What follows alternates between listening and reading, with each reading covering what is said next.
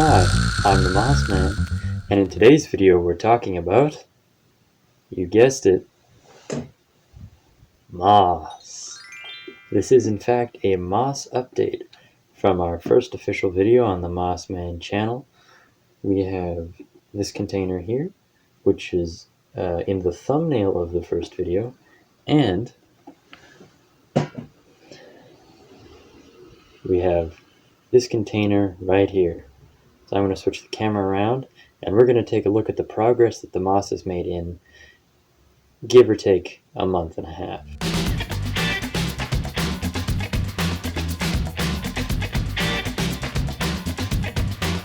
Okay, so you can see this container here, it's clearly still holding moisture. I have not added any extra water since I added the water initially, which is a good sign because that means the seal is working. With this other container here, you can see that there's not much condensation forming, and I have actually added additional water to the container. So first we're going to look at this one, because it's kind of disappointing. These have been sitting for the same amount of time, and yeah, still pretty much just looks like mud soup. There's a little bit, like there's sections where you can see the moss has grown very tall. And there's definitely more green than there was before, but still it generally looks pretty mucky.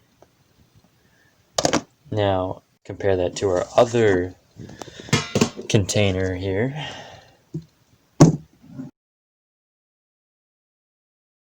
can already see there's like bits of green plant coming up at the roof, and you can see through here, you can see the moss is growing for sure, and even here you can see a little bit of green. Wow. Wow, wow, wow. What a huge difference. This one, thick patches of tall moss, and look, you can even see, I might circle it on screen so it's easier to tell, the spore bodies forming, like the spores forming. So those right there, when they get big enough, they're going to shoot out spores and make us more moss. Another thing you'll notice is you can tell the difference between the kinds of moss in here. The moss did stay like isolated, sort of. Tell this moss is smaller and denser. Remove this lid here. Can tell that this moss is smaller and denser, almost hair-like. And then this moss is very tall and very spread out, also a lot thicker. This is our sphagnum moss. And you can see the original sphagnum moss has all turned brown and mucky at the bottom, but there's green shoots coming out. There's also these plants, which obviously hitched a ride in the soil, and I'm just going to leave them and see what happens with them. But you'll notice a difference between these mosses too as well. You've got this moss here, which is kind of thicker, but then if you look at the back, we've got another taller kind of moss that is again kind of thinner and spread out. So from what I can tell, that the moss has stuck to its sections. And then here we have some more moss that was growing on some wood. It doesn't look like it's grown a whole lot, but it has not been taken over by any other kind. This piece here has definitely been taken over by a moss. And at one point in time I saw some mushrooms growing on it, but I think they died.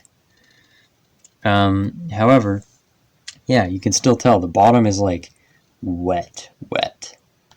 And it was still holding moisture. Oh, dripping all over my ledge here when I opened it up.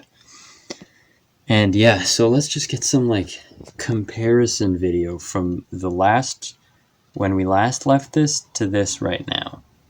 Mind you, remember it's been about a month.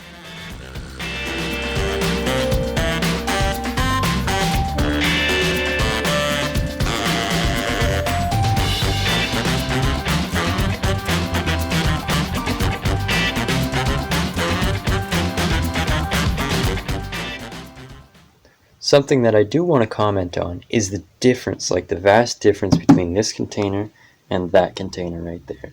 Obviously, there was a difference in the growing conditions because the moss didn't grow as well. The moss in this container down here was mostly the same kind of moss as I had on this half of the container. So it should have grown, you would assume, similar to this. But it grew worse for a few obvious reasons. First of all, like I said at the beginning, this one has a really good seal and it's still full of moisture. This one, basically no seal whatsoever. There's a decent amount of air that can get through there, and I've had to fill it up with water a few times. So there's number one. It's not as moist in this container.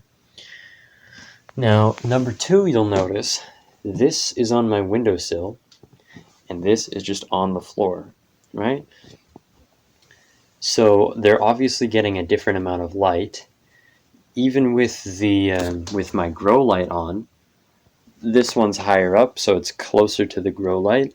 The amount of light that the plants can actually use exponentially decreases as you move away. So this one may be at like half the height from the light, but it's getting like a quarter of the amount of actual light, or the quarter of the amount of light that this one is getting. But the other thing is, when this light isn't on, because it's only on for a certain amount of time, we're looking out this window here, right? Hello? So the light coming in from this window is going to hit this. That's why I've got a bunch of plants here, because they get light from the window. Lots of natural light all the way through the day. This one does actually still get natural light from this window. However, it's, again, farther away from the light source, significantly farther away from the light source. So, the two factors that are making this container smaller, and what you can consider if your moss isn't growing quite as quickly, is, it can tolerate low light, but that doesn't mean it wants low light. If you want it to grow the best, you give it lots of indirect light, loads of indirect light, and you make sure that you can keep it moist. Alright, that's my video for today. A little bit short and sweet, but hopefully you enjoyed it. See you guys in the next one. Bye!